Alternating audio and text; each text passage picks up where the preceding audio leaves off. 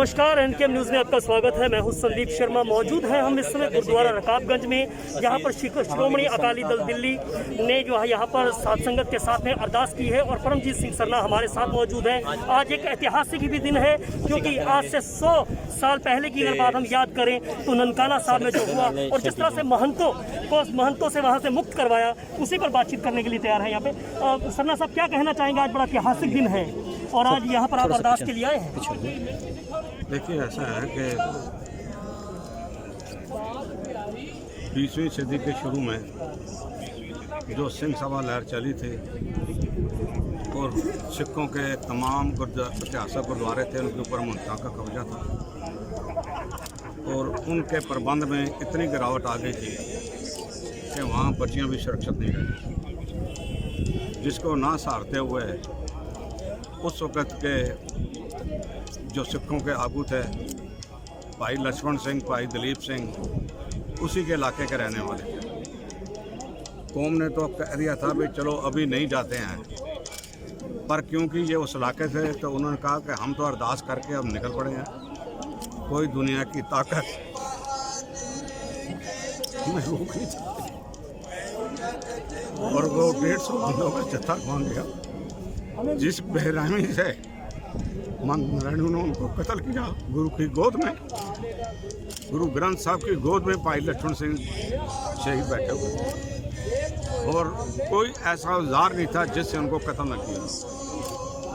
और उन महंतों से उन्होंने गुरुद्वारे आज़ाद कराए।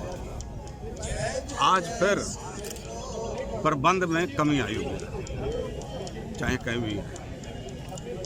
ज़्यादा मैं नहीं बोलना चाहता हूँ, पर मैं ये कहना चाहता हूँ कि आज 100 साल बाद प्रबंध जो था, जिस तरह का वो प्रबंध चाहते, जिन्होंने अपनी शहादतें दी थी, वो प्रबंध नहीं रहा और गुरु के हुक्मों की, मर्यादा की, परंपरा की अवज्ञा हो रही है। अब जैसे हम ऊपर अरदास करने जा रहे थे तो रागी सिंह ने कहा कि हमें प्रबंधकों का आर्डर है कि तुम जब तक वो यहाँ रहे कीर्तन करते हैं। हमारा इनका टाइम 4 बजे तक। कोई सोच नहीं है। मैं यही कहना चाहता हूँ कि आज ननकाना साहब के शहीदों की याद बनाते हुए, उनके हुक्म के ऊपर चलते हुए हमें दोबारा अपने गुरुद्वारे आज़ाद कराने हैं।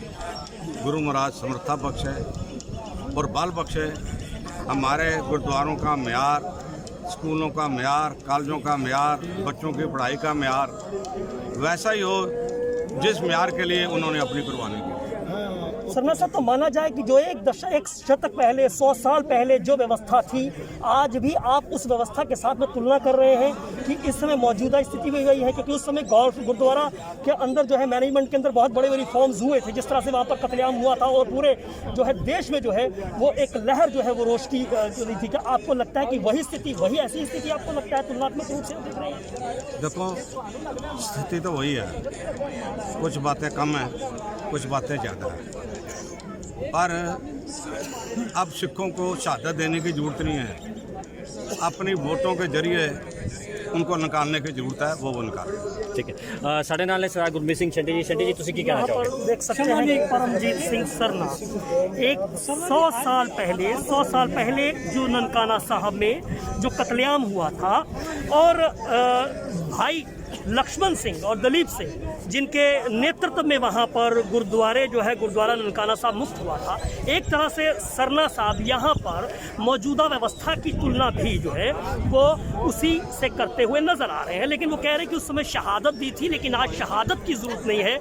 आज ज़रूरत यह है कि वोट की चोट करके जो है वो सत्ता जो है वो बदली जाए और सत्ता जो है ईमानदार लोगों के हाथ में दी जाए। सीधी सी बात ये है कि वो यहाँ पर गुरुद्वारा प्रबंधक कमेटी जो मौजूदा है, मनजिंदर सिंह सिरसा, उनके ऊपर वो निशाना साधते हुए नजर आ रहे हैं। संदीप शर्मा, एनकेएम न्यूज़, रकाबगंज गुरुद्वारा, दिल्ली।